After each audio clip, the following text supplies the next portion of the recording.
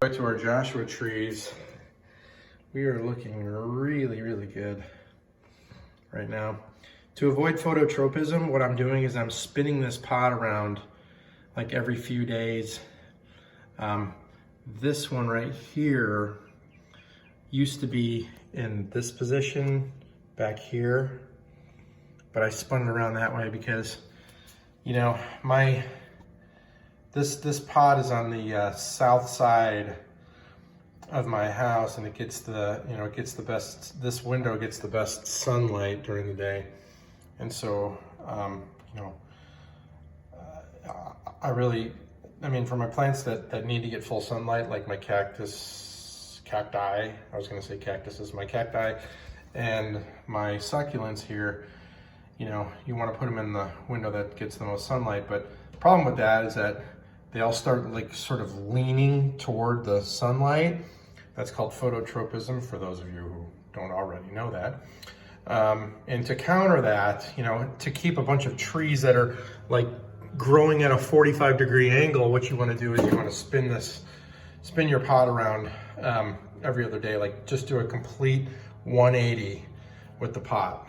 So as you can see, this one right here in particular is still kind of like leaning back this way because it was facing the other direction for a while. So I'm gonna wait for these, like this one looks like it's come full circle. This one looks fine too. This one and this one are still kind of leaning the other way. So yeah, I mean, you might say, well, that's a lot of work. That's a lot of stuff to pay attention to, but it's really not a lot of work to walk up and spin a flower pot. But to think about it, to be like, oh, I got to do that. That's kind of what people don't necessarily like. They just like the old concept of set it and forget it. People just want their plants to grow and not worry about it. And I pretty much do that with my cacti here. As you can tell, like, look at these cacti. Look at the top of it, how it's curling like that. It's curling toward the sun. And so, could I counter that by spinning this around all the time? Yeah. But this cactus isn't really gonna grow that much.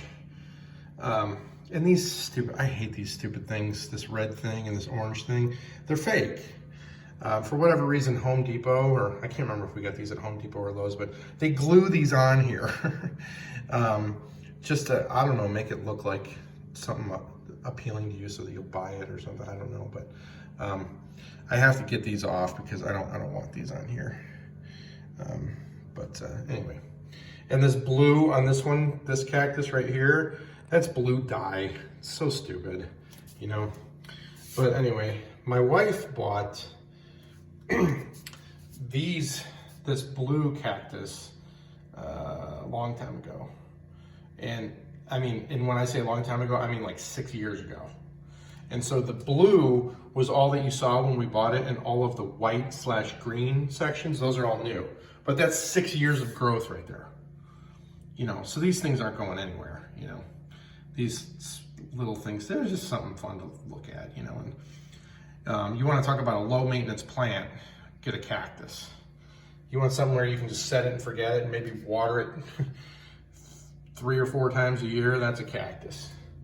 And then of course, we've got the bird of paradise here, which I love the story behind these bird of paradise. So I got one bird of paradise here, and the other one over here, which does not look like it's doing nearly as well as the other one, which it's not, but it's still, if you can see, let me try to focus here.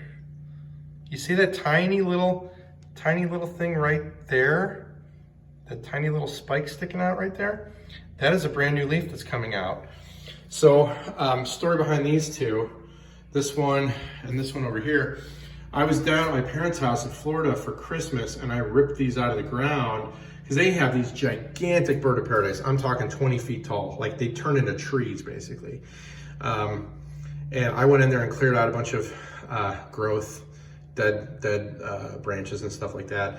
And then my stepfather had two baby bird of paradises growing, and I said, hey, can I steal these from you? He's like, yeah, that's fine.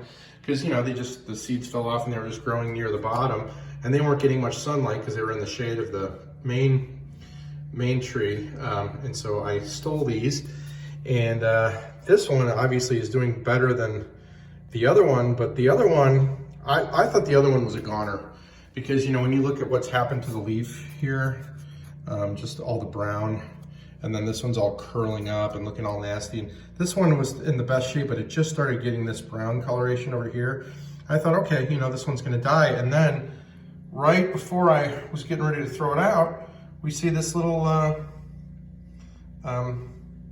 new sprout coming out. So, and another thing you'll notice is that if you look at the sand here, the whole reason why I put sand is to keep the fungus gnats out of here, because the fungus gnats like to root in soil, and if you sprinkle sand on top of the soil, they can't get in there, and so your house doesn't fill up with gnats.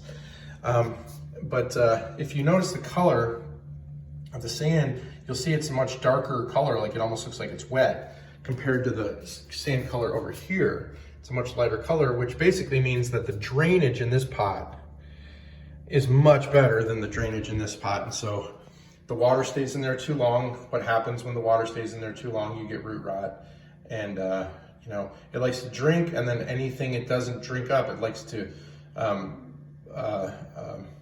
let that water drain out of the bottom, and it's just not doing that very well, which is why this plant's not doing as well. So probably gonna repot this one, but I'm gonna wait until this new leaf comes out and basically looks like this new leaf. So this is a brand new leaf right here on this sucker.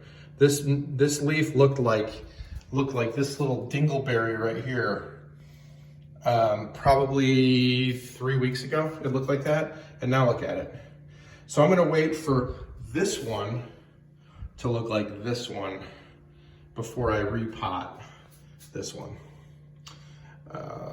And I don't know, since the weather's starting to warm up, maybe I'll move both these outside, and then I won't have to worry about, and I'll definitely, you know, after I repot this one, of course. Or maybe what I'll do is keep it in the same pot, but maybe put some pebbles down at the bottom here, and put a ton of sand at the bottom so that the water drains really well out of it. But I'll probably move them outside so I don't have to worry about the gnats. And then, you know, we'll have room here to start some new plants. Anyway, I don't know how I got off on that tangent, but anyway, this is really about the most recent growth on my new 4 best friends here, my Joshua trees, which they're doing phenomenal. And you know, I learned the hard way with the first batch of seeds that you cannot overwater these. Overwater something like this, and it just slows down its growth and it makes it look like shit for a while. Overwater something like this, and they're so sensitive, they die right away on you. And when I say right away, I mean within a couple hours. They will tell you they're sticking straight up, and they'll start to wilt, like they'll start to come way down like this within a couple hours if you overwater in them. So they're extremely sensitive plants, especially when they're this small. They're very, very sensitive. So I'm going to do my best, but the good thing is that I've got 4 of them here, right? So 1 or 2 of them are probably stronger than the others. And so if I do make some mistakes, the other ones, the weaker ones will die from my mistakes, and the stronger ones hopefully will still live through my mistakes. And we got 4 chances here. Hopefully I can get at least one good Joshua tree seedling or sapling out of these 4. All right, talk to you later.